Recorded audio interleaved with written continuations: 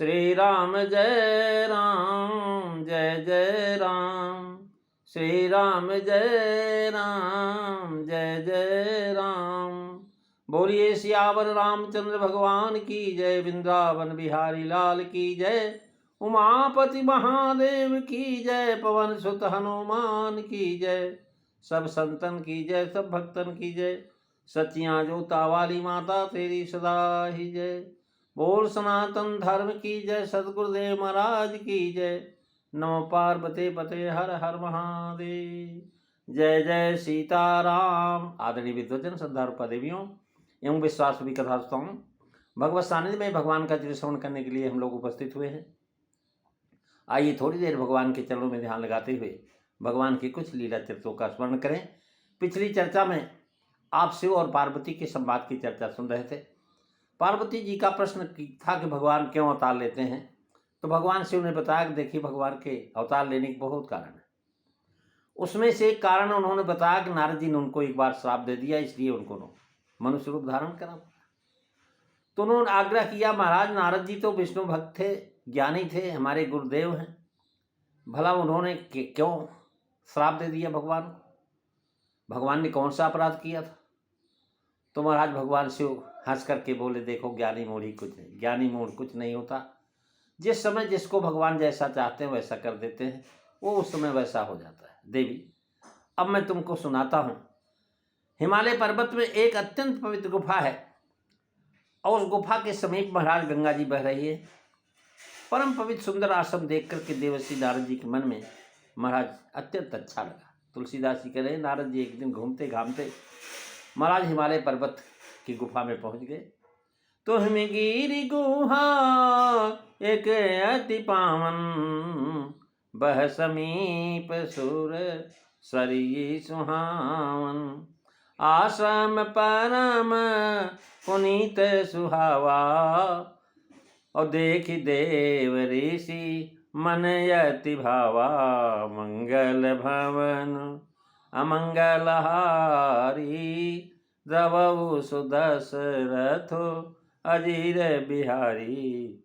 श्री राम जय राम जय जय राम। श्री राम जय राम जय जय राम। महाराज नारद मोह का प्रसंग है। यह कथा शिव पुराण में द्वितीय रुद्र संहिता अध्याय 2 से 20 यानी 18 अध्यायों में दी गई।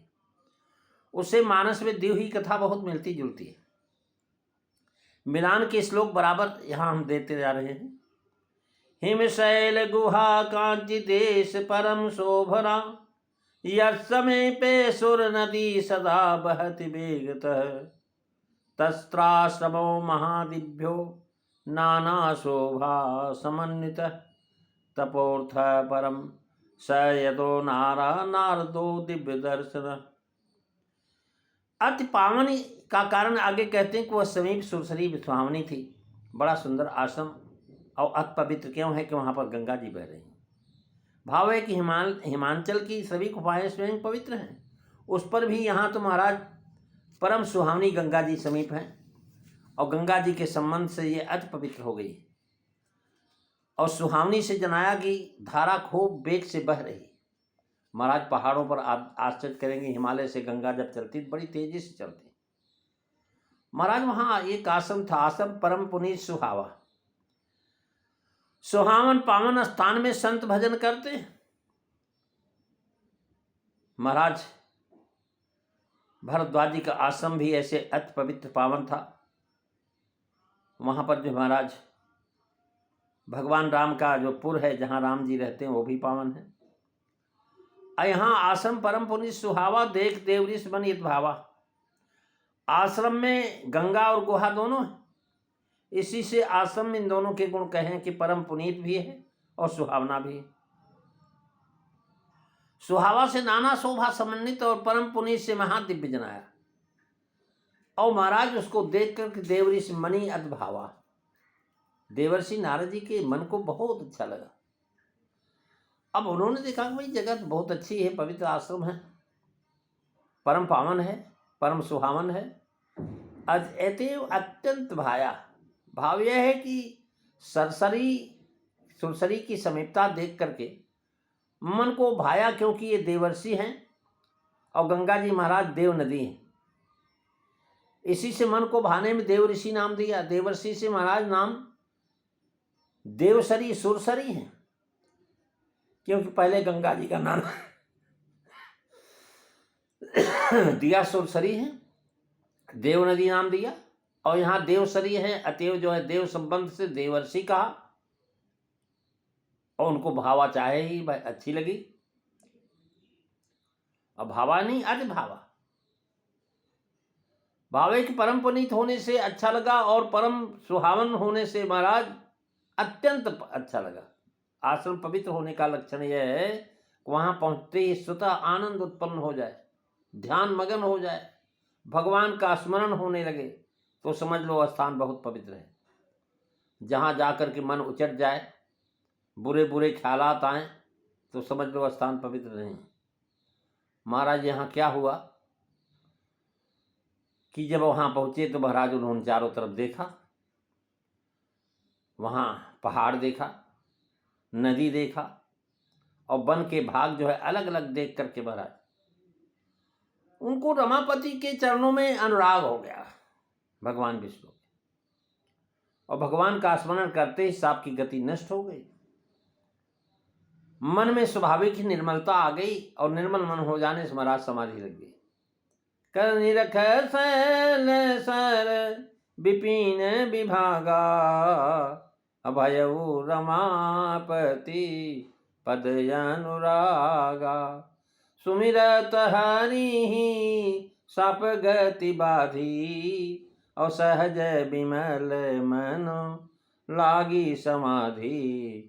मंगल भवनु अमंगल हारी, तवौ सुदशरथ अजीर बिहारी। श्री राम जय राम, जय जय राम, श्री राम जय राम, जय जय राम। महाराज नारायण अवतार जिस कल्प में क्षीरसाई श्री नारायण का को साफ हुआ था, उस कल्प की कथा कहना चाहते हैं। इसी से रमापद पद में अनुराग होना कहा। और गंगा जी को देख करके महाराज गंगा जनक की सुध आ गई। भगवान रमापति के चरण से उत्पन्न हुई हैं। यह स्मरण ही होते ही महाराज रमापति के प्रति अनुराग हो गया। प्रकृति शांत शोभा देख करके मन भी शांत हो जाता है। वन की सी देख करके उसके रचयिता श्रीपति भगवान के चरणों में अनुराग हो गया। उपासकों की रीत और उनका स्वभाव यहाँ दिखा रहे हैं कि पादोदक देख करके भगवान के पद कमल का स्मरण हुआ। गंगा जी भगवान की पादोदक, भक्ति रस का उद्दीपन हुआ, अनुराग में मगन हो गए। महाराज जब अनुराग में मगन हो जाता है तो सहज विमल मन लाग समाधि। महाराज देखत श्यामल धवल हलेरे। और यहाँ एक बार देखना प्रथम कह चुके, देख देवरिस मन भावा। अब यहाँ पुनः देखना लिखते निरख। इससे स्पष्ट पाया कि यह सरी गंगा जी से पृथक दूसरी सरी है। शैल सरी से पर्वत, और पर्वत नदी से तात्पर्य है कि झरनों से पैदा हुई। तप के लिए घोर वन, भोजन के लिए फल फूल वाले वृक्ष वहां बहुत, और स्नान पान के लिए नदी का जल। इन सब बातों का यहाँ सुपास था, और भजन के लिए ये आवश्यक है। एकांत रमणीय स्थान देख करके भक्तों को भजन करने को सोचता है। विषयी लोगों को उसमें काम उद्दीपन होता है। इससे सूचित किया कि शैल सरी वन सबकी शोभा अलग अलग देखी। वाल्मीकि आश्रम का वर्णन भी ऐसे ही देखेंगे आप। महाराज यहाँ नारद जी पहले स्मरण नहीं करते थे भगवान का। क्या उनको पहले अनुराग नहीं था? उसका समाधान यह कहते हैं कि पहले स्मरण में सदा देह व्यवहार की सुध बनी रहती थी। इस समय देह की सुध भी चली गई, आत्मदृष्टि तदाकार हो गई, निर्विकल्प समाधि लग गई। भगवत भजन एकांत सुंदर और पवित्र आश्रम में करना चाहिए। भगवत भजन से बड़ी बड़ी बाधाएं नष्ट हो जाती है। अतएव भगवत भजन नियम प्रारंभ कर दीजिए। अब यहाँ सुमिरत हरि साप गति बाधी, सहज विमल मन लाग समाधि। दक्ष प्रजापति ने शाप दिया था कि तू एक क्षण जो है महाराज गोदोहन बेला से अधिक कहीं नहीं रुक नहीं सकता। और शाप बच गई, अर्थात दक्ष ने जो शाप दिया था कि तुम एक जगह स्थिर नहीं रह सकोगे, घूमते ही तुम्हारा समय बीतेगा, तो हरिहर स्मरण से वह शाप नष्ट हो गया और उसकी गति रुक गई। यहाँ यह बताते हैं कि प्रेम से जो भगवान का स्मरण करता है, शाप उसका कुछ नहीं बिगाड़ सकता।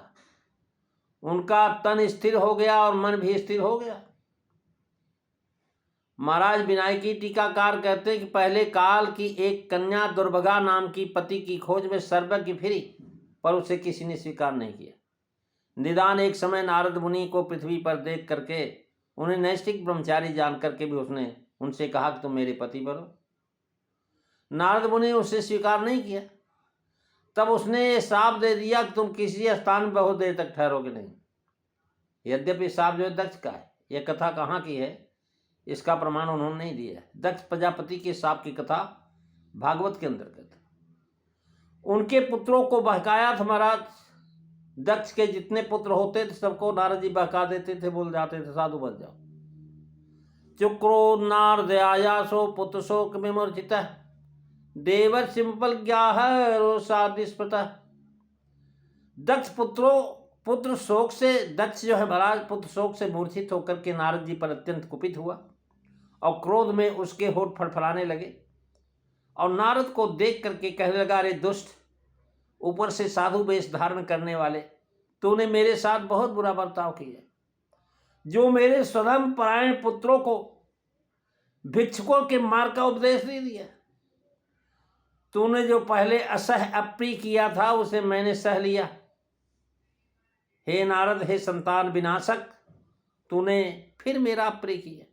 इसलिए मैं शाप देता हूं कि संपूर्ण लोक में विचरते हुए तेरे ठहरने को कोई निश्चित स्थान नहीं होगा।